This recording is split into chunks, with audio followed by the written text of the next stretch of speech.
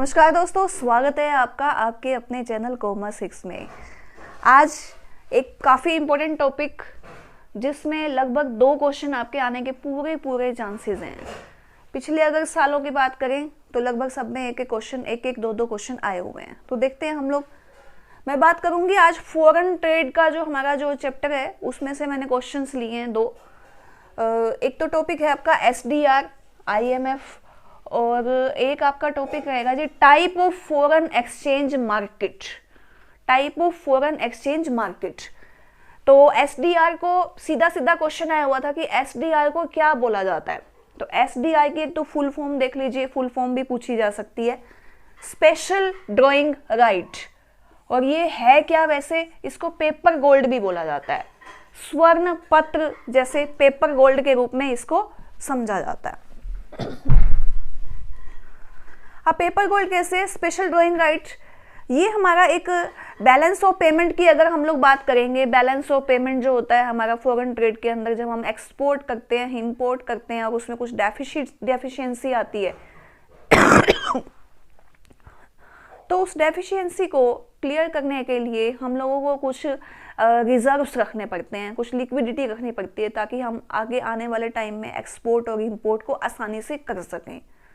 तो उसके लिए जो हमारी जो अलग अलग कंट्रीज़ हैं वो अपने अपने सेंट्रल बैंक के अंदर कुछ गोल्ड, कुछ रिजर्व्स, कुछ इन्वेस्टमेंट, कुछ बॉन्ड जो हैं अपने पास रखती हैं। उसमें से एक पार्ट क्या है जी? स्पेशल ड्राइंग राइट SDR, जो कि हम लोग जब कभी भी हमें इंपोर्ट करना पड़े और हमारे पास कैश की, हमारे पास फॉरेन करेंसी की कमी है तो हम इसको यूज़ कर सकते हैं। तो ये होता है जी SDR का फंडा। अब इन सब को कंट्रोल करने के लिए और क्या चीज़ है? अगर हमारे पास इंपोर्ट करने के लिए पैसा बचा ही नहीं, फंड नहीं बचा, रिजर्व नहीं बचा, तो हम किसकी मदद लेंगे? तो हम लोग मदद लेते हैं IMF की।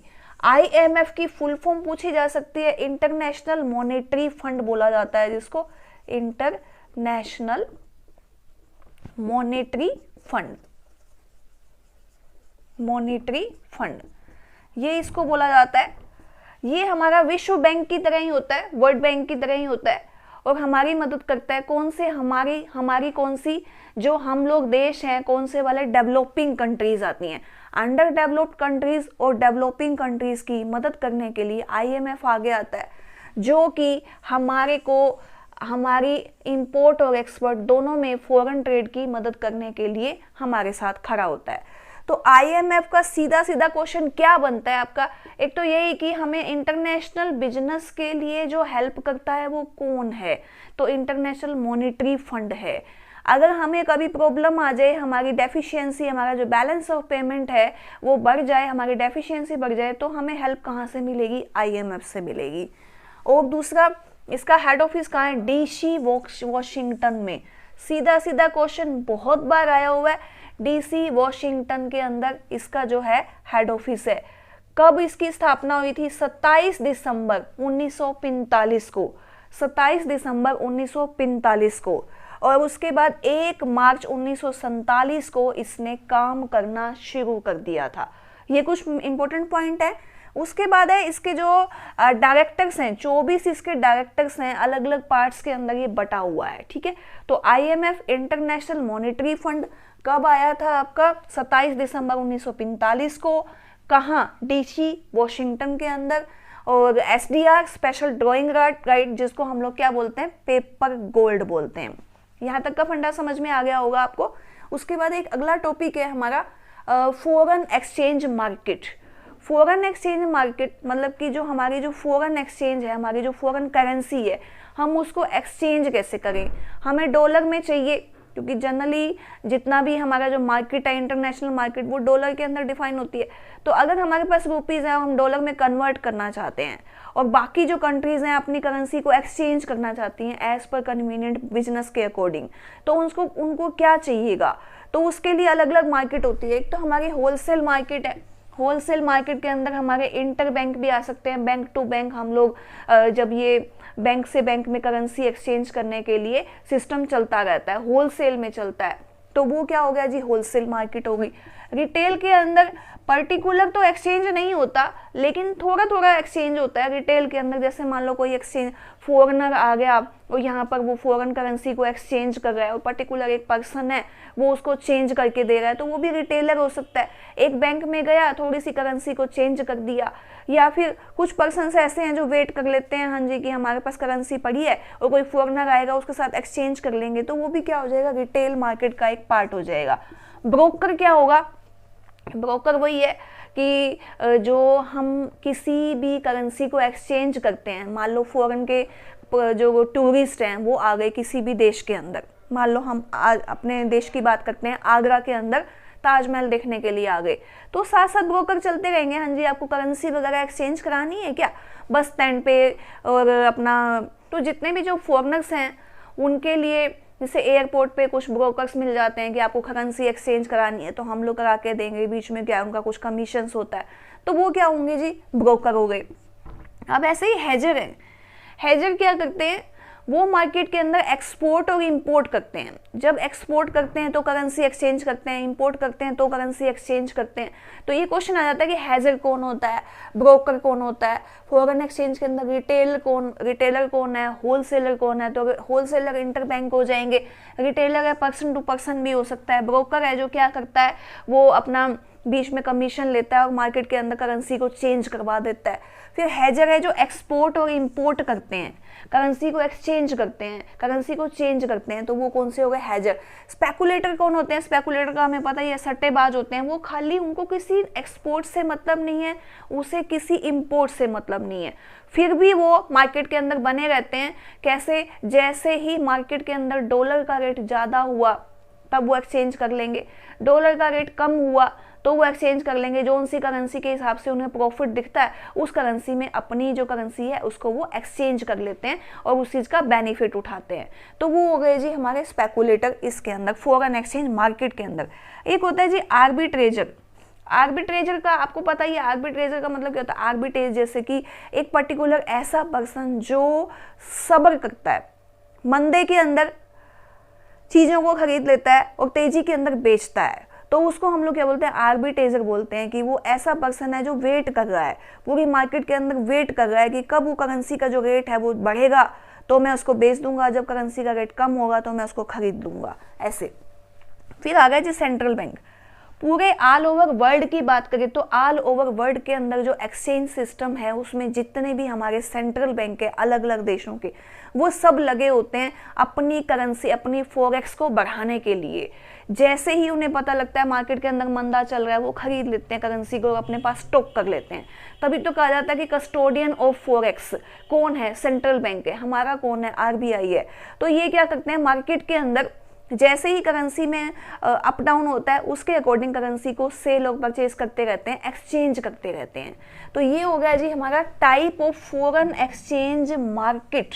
मार्केट के अंदर जो पॉइंट्स हैं, जो टाइप्स हैं, इस तरह से करेंसी को एक्सचेंज करने के लिए अलग अलग पर्सन्स हैं जो करेंसी को चेंज करते हैं। तो दो टॉपिक हैं आपके, एक तो हो गया जी आपका एसडीआर जिसको बोला जाता है सिंपल क्वेश्चन है लेकिन पेपर में बहुत बार आया हुआ है, तो पेपर गोल्ड की तरह इसको माना जाता है। 0.889 जो है, 0.889 के जो है मतलब कि वैल्यू के जितने गोल्ड की वैल्यू इसकी रहती है। यानी कि जब भी हम उस पेपर को सेल करेंगे तो जो हमारा जो गोल्ड का रेट होगा उस टाइम में उसको इससे मल्टीप्लाई कर देंगे, वो इसको रेट मिल जाएगा पेपर गोल्ड। इसलिए बोला जाता है कि जो गोल्ड का रेट है आज के टाइम में, मान लो एक पेपर है 1 ग्राम, एक जैसे तोले का लगा लो, तो अगर 1 तोले का रेट है हमारा 50,000 है तो हम 50,000 को मल्टीप्लाई कर देंगे इसे 0.889 से, उतनी वैल्यू का हमारा पेपर गोल्ड हो जाएगा। तो ये सिस्टम होता है इसका। और दूसरा ये फिक्स एक्सचेंज रेट के ऊपर बनता है ये, तो ये भी क्वेश्चन आ सकता है क्योंकि पिछली बार ये क्वेश्चन आया हुआ तो घूम के क्वेश्चन आ जाए। फिक्स एक्सचेंज रेट के ऊपर ये आता है, फिक्स एक्सचेंज रेट के ऊपर। फिक्स एक्सचेंज रेट क्या होता है, जो एक स्टार्टिंग के अंदर फिक्स कर दिया बिजनेस करने के लिए कि यही एक्सचेंज रेट रहेगा, इसका बार बार चेंज नहीं होगा। जैसे गोल्ड का रेट फिक्स है, अब गोल्ड के रेट के हिसाब से कर दिया। अब ये नहीं है कि गोल्ड का रेट मान लो जो भी रेट रहेगा वही इसका रहेगा, तो ये फिक्स हो गया कि गोल्ड के रेट के हिसाब से। ये नहीं जैसे आज हम तेल की बात करें तो तेल का तो डेली का अलग अलग रेट हो गया, गोल्ड का भी अलग है, तो गोल्ड के साथ इसको फिक्स कर दिया है कि जो गोल्ड का रेट रहेगा उसको इससे मल्टीप्लाई कर देंगे, वो इसका रेट हो जाएगा। तो फिक्स एक्सचेंज रेट के अंदर ये आ जाएगा। इसका करेंसी के जो मार्केट के अंदर करेंसी का जो रेट है उससे कोई भी इसका लिंक नहीं रहेगा। ठीक है जी। तो उम्मीद करती हूँ मेरे ये दोनों टॉपिक जो मैंने आपको करवाए हैं ये आपको पसंद आ रहे होंगे। अगर आपको वीडियो पसंद आ रही है तो आप वीडियो को लाइक कर सकते हैं, शेयर कर सकते हैं, और अगर आपको कोई और प्रॉब्लम आ रही है तो आप कमेंट कर सकते हैं। हाँ, पर्टिकुलर कोई ऐसा टॉपिक है जो आपको नहीं समझ में आ रहा, आपको लगता है कि ये टॉपिक अगर मैम अच्छे से करा दे तो हमें समझ में आ जाएगा, तो वो भी आप कमेंट कर सकते हैं। और आपके पेपर में तो अब 1 महीना से भी कम टाइम रह गया, तो आप जो मेरी पिछली वीडियो हैं टॉपिक के हिसाब से हैं, आप उनको भी देख सकते हैं, उनसे आपको काफ़ी हेल्प मिलेगी। आगे आने वाली वीडियो के अंदर मैं आपको क्विक रिवीजन ही कराऊंगी, मैं एक एक टॉपिक को ज़्यादा एक्सपेंड नहीं कराऊंगी, जो उसके अंदर जो मेन जो पॉइंट्स हैं जिनसे आपको हेल्प मिल सके, जिसमें आपके क्वेश्चन बन सके, सिर्फ वही करवाने वाली हूँ। हाँ, डिटेल के अंदर पिछली वीडियोस के अंदर काफ़ी सारे टॉपिक्स हैं, उनको कर सकते हैं। और एक और बात बताऊँ मैं आपको कि मार्केटिंग की बात करेंगे, पिछले अगर साल का पेपर देख लें तो पिछले साल के अंदर आपका अगर 60 मार्क्स का आपका पेपर था ना, तो 60 मार्क्स में से आपके लगभग 20 to 25 मार्क्स जो है ना उसमें मार्केटिंग के क्वेश्चन आए हुए थे। और मार्केटिंग की मैंने कम से कम 10 से 12 वीडियो डाली हुई हैं अभी रिसेंटली। 10 से 12 वीडियो हैं जिनको आप दे सकते हो मार्केटिंग के टॉपिक के अंदर, estate class 1, class 2, class 3, class 4। उसके अंदर क्या है, मार्केटिंग के टॉपिक हैं, अलग अलग डिटेल में करवाए हुए हैं, जो जो आपके पेपर में आया हो उसके अकॉर्डिंग ही करवाया हो, तो आप उसको देखिएगा, उससे आपको काफ़ी बेनिफिट मिलेगा। और बाकी क्विक रिवीजन वाली क्लासेस तो आपको डेली मिलती रहेंगी, जिससे आपके जो टॉपिक वाइज हैं वो आपको मिलते रहेंगे कि आपको पढ़ने की जरूरत नहीं है, जो मेन पॉइंट्स हैं आपको वीडियो में ही मिल जाएंगे।